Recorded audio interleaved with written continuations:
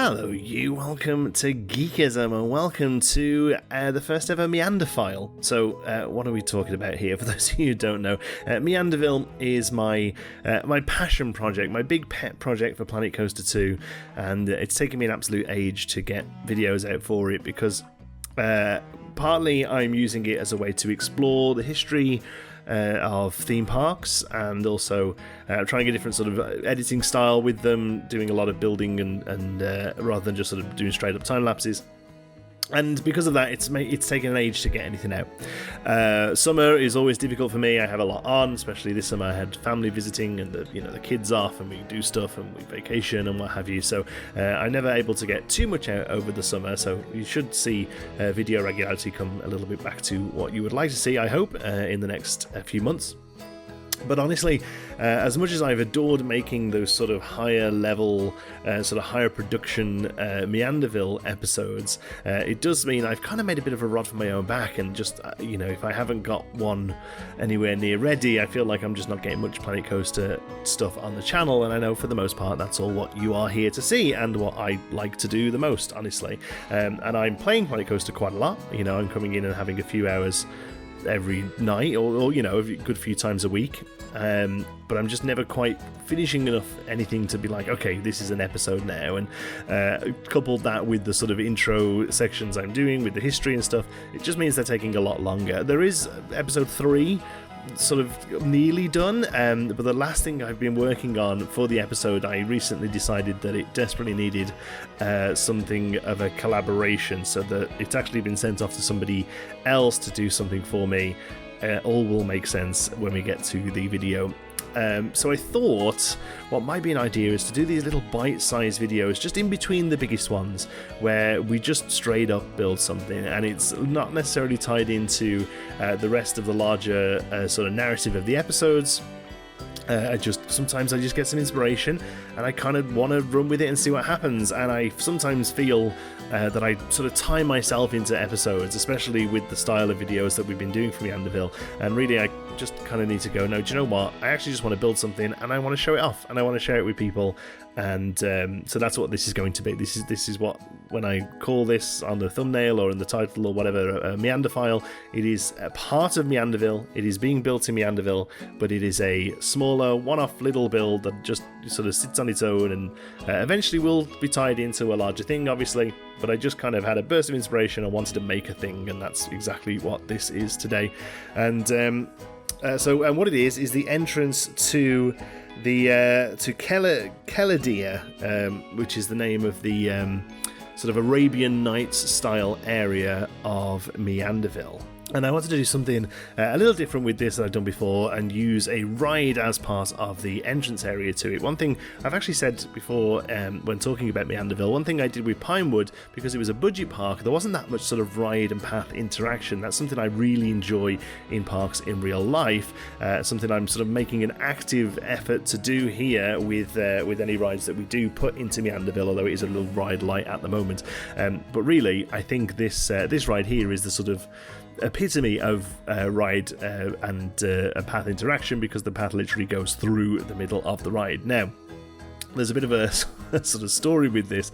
I think this is based on the Zamperla Disco. I'm not super up on my rides, honestly. Zamperla Disco is definitely kind of one of these, a spinning thing that's on a little bit of coaster track, and it might be a different one specifically where the tunnel goes through it, but that does exist where the path goes through the little loop there, the little hill even, excuse me. And it doesn't exist in real life. This ride was in Planet Coaster 1. It was a lot more themed to like a magic carpet. I think it had like a magic lamp on it, like an Aladdin's lamp. And honestly, that would work quite well here, to be honest. I haven't actually themed up the cart itself. I might do if I can think of something fun to do with it, but that would work quite well here. But even in Planet Coaster 1 and now in Planet Coaster 2, they have the tunnel underneath the thing there, but the path can't go through it. The ride pad is across the whole ride and you can't actually put a path through it, but as you can probably imagine, if I'm looking at doing a janky way of working with paths, the path master himself, Taggy, did figure out a way of basically putting a path through it. So I'll link in the description to a Reddit post with a video that he did about how to do this. I didn't put it on camera because it took me about 10 goes, but now there is a functional path through the tunnel of this ride, and I just think it's a great sort of fun set piece to have as an entrance area. One thing I didn't want to do with this park was to do the Epic Universe tunnels, because they are incredible and I keep looking at them and I love them, but this can't be an Epic Universe copy or an Epic Universe sort of fan club park, and some of the stuff that you'll see in episode 3 is very much similar to Epic Universe. I've used a lot of references there, and the whole episode is a little bit about sort of Universal's rise in the theme park industry over the last sort of decade or two.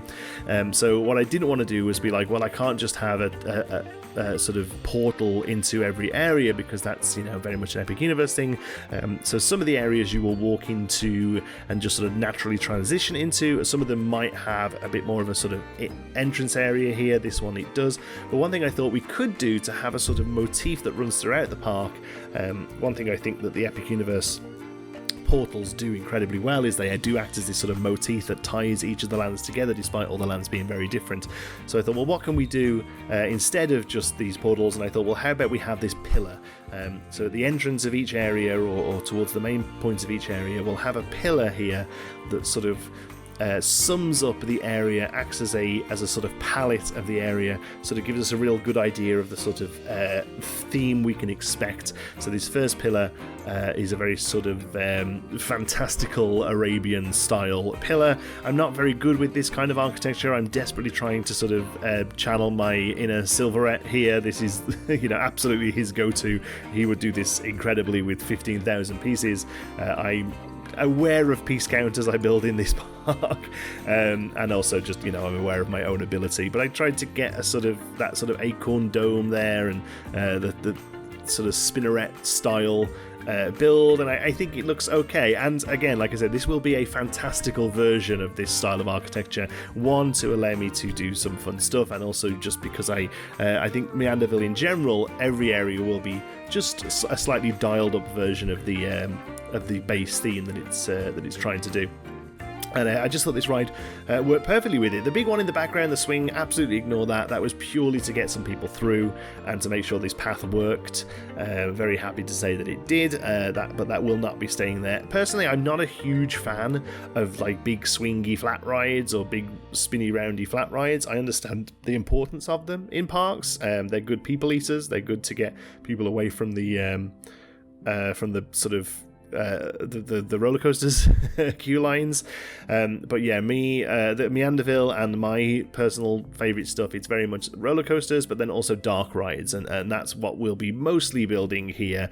But there is something to be said about having that sort of kinetic energy throughout the park. What I don't want to do is have a park that I spend ages building, and then when I zoom out, it just looks like loads of the warehouse buildings, because everything we've put is just inside.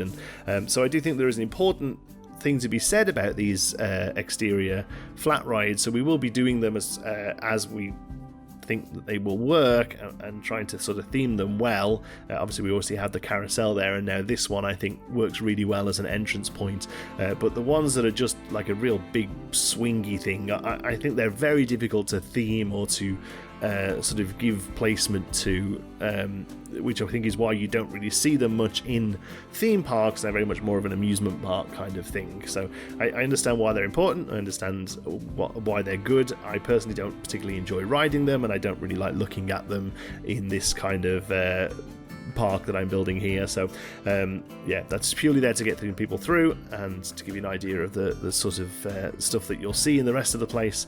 There's going to be less of that kind of thing and more of this, where yes, it's a flat ride, but we can theme it well, or we can hide it well, or we can put it under a nice cover. That's sort of what we're looking for here.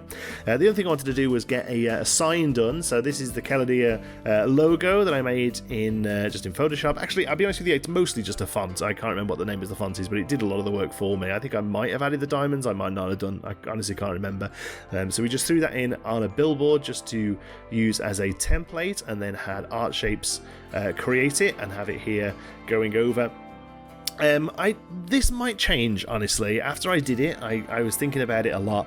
One thing I do really like about some of the newer theme park areas, especially some like what we would call immersive theme park areas, such as the stuff at Epic Universe, but also some of the more recent stuff that Disney's done, like Pandora and Galaxy's Edge, is there aren't really these kind of signs everywhere. The rides don't necessarily have big signs.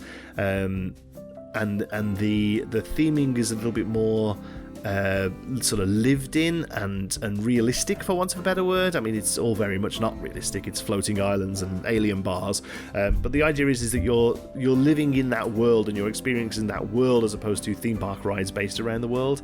And I do really like it. I do understand that there are issues in sort of, you know, just finding these things, finding the rides, but for the most part I do actually quite like that sort of more subdued style of working rides into areas. So as I did this, I was like, well, of course we have to have the name of the area as you walk in, but as I did it I thought, actually, I don't know whether this is something I love.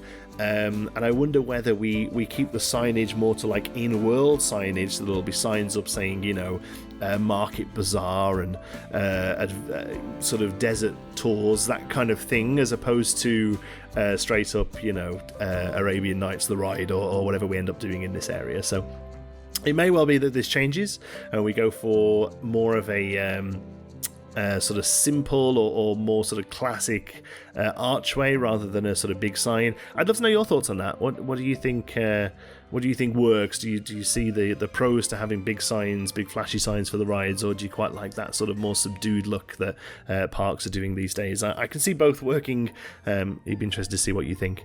And there you go. So there you go. Mini MeandVille episode. Just wanted to do this little entrance area, share it with you, share some thoughts, let you know that I'm still here and still making stuff and still working on stuff. Hopefully the proper episode will be out within the next few weeks.